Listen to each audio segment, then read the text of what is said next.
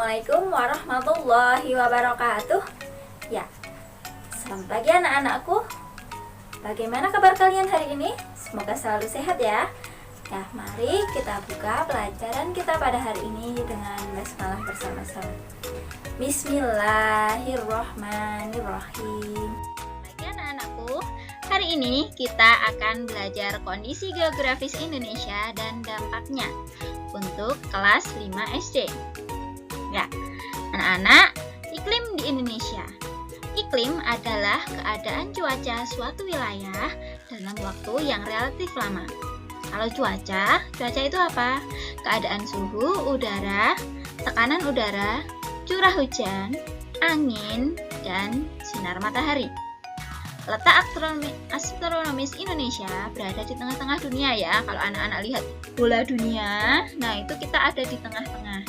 Nah, itu membuat kita menjadi iklim tropis. Nah, ciri-cirinya adalah suhu udara tinggi sepanjang tahun sekitar 27 derajat Celcius. Lama siang dan malam hampir sama, yaitu 12 jam. Iklim laut. Indonesia memiliki wilayah laut yang luas, membuat Indonesia mempunyai curah hujan yang tinggi. Iklim panas, yaitu karena berada di iklim tropis, oleh karena itu kan panas. Penguapan tinggi, makanya banyak curah hujan. Jadi kenapa di Indonesia itu curah hujannya tinggi? Nah, itu karena kita berada di laut gitu. Daerah kita daerah laut dan kita berada di tengah-tengah dunia, tengah-tengah bumi. Nah, itu nggih. Ya, selanjutnya keadaan geografis Indonesia. Indonesia merupakan negara maritim dan kepulauan. Ya, banyak pulau nggih yang ada di Indonesia.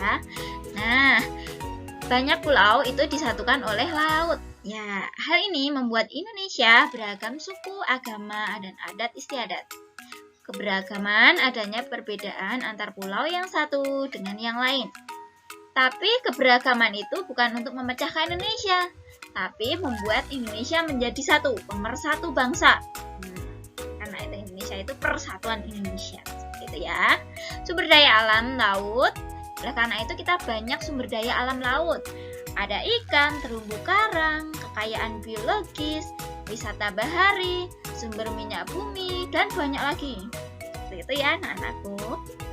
Nah, kondisi geografis Indonesia terhadap kehidupan sosial masyarakat. Indonesia itu merupakan negara maritim dan kepulauan, berada di antara benua Australia dan Asia. Indonesia menjadi jalur perdagangan. Banyak pedagang yang lewat dan mampir berdagang di Indonesia. Ya, dampak bagi Indonesia yaitu komunikasi dan interaksi antar penduduk menjadi lebih mudah. Kemajuan pelayaran antar pulau dan antar negara. Terjadi pembauran percampuran, artinya bercampur nilai-nilai antar pulau. Dan juga munculnya perkampungan etnis seperti pecinan. Pecinan itu kampung-kampung etnis Cina. Orang-orang Cina ada di kampung-kampung Cina seperti itu. Mungkin ada kampung Arab juga. Kalau di Indonesia ada seperti itu. Itu karena itu tadi Indonesia itu tinggal lewat perdagangan wong Cina, wong Arab itu ada yang juga di sini dan mereka punya kampung-kampung Cina, kampung Arab seperti itu. Terjadinya perubahan perilaku masyarakat karena pengaruh masuknya pola dan nilai perilaku dari pulau, daerah maupun negara lain. Dan terjadinya perpindahan ilmu, pengetahuan, dan teknologi. Ya, dengan adanya perdagangan kan kita bisa mendapat ilmu baru seperti itu ya. Selanjutnya yaitu kita belajar keadaan geografis Indonesia terhadap budaya masyarakat. Nah, Indonesia itu beragam suku, gitu? Iya, beragam suku, bahasa, beragam agama yang ada di Indonesia, beragam seni dan budaya, ada tarian adat, alat musik, seni pertunjukan, seperti kalau di sini ada ondel-ondel, ada reok ponorogo, ada jadilan, seperti itu ya. Nah, dampaknya apa? Dampaknya adalah karena mudahnya pengaruh luar masuk ke Indonesia, masyarakat Indonesia lebih mengenal budaya asing. Nah, oleh karena itu ada beberapa lagu daerah dan budaya daerah mungkin akan mulai luntur. Nah, itulah tugas anak-anak untuk selalu menjaga lagu dan budaya daerah ya. Tontonan film yang kedua yaitu tontonan film yang kurang mendidik, membawa efek buruk bagi Indonesia. Jadi kalau anak-anak melihat TV ataupun di HP itu tolong lihat yang baik-baik, yang tidak baik jangan dilihat, nggih. Nah, seperti itu. Itu untuk menyaring kita, nggih.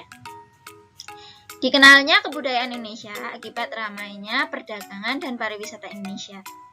Dan timbulnya keanekaragaman kebudayaan dan adat akibat pengaruh luar.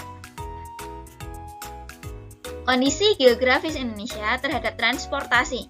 Nah, karena Indonesia itu banyak pulau, berarti kita butuh alat transportasi nggih untuk menghubungkan antar pulau. Nah, nek pulau dengan pulau butuh apa? Bisa lewat jalur laut. Nah, kalau lewat jalur darat nggak bisa ya, karena ada laut. Nah, bisa lewat jalur laut dan jalur udara. Jalur laut seperti apa? Kita menggunakan kapal laut. Karena itu butuh adanya pelabuhan. Dan kalau jalur udara itu adalah pesawat terbang. Kalau pesawat terbang membutuhkan apa? Iya, bandar udara atau bandara. Ya, ada dampak positif dan dampak negatifnya. Dampak negatifnya adalah setiap daerah mempunyai kemajuan yang berbeda-beda. Yang maju, ada yang masih tertinggal. Seperti itu ya. Kalau Jawa mungkin maju, tapi ada beberapa daerah yang masih tertinggal, ya. Misalnya ada beberapa daerah yang belum ada listrik, seperti itu kalau di luar Jawa, gitu. Dan harga barang di setiap pulau itu berbeda-beda. Kita beruntung karena kita berada di Pulau Jawa, harga-harga di sini murah. Nah, kalau sudah beda pulau, karena di Jawa kan pusatnya, pusat dari industri-industri kan di sini, pabrik-pabrik.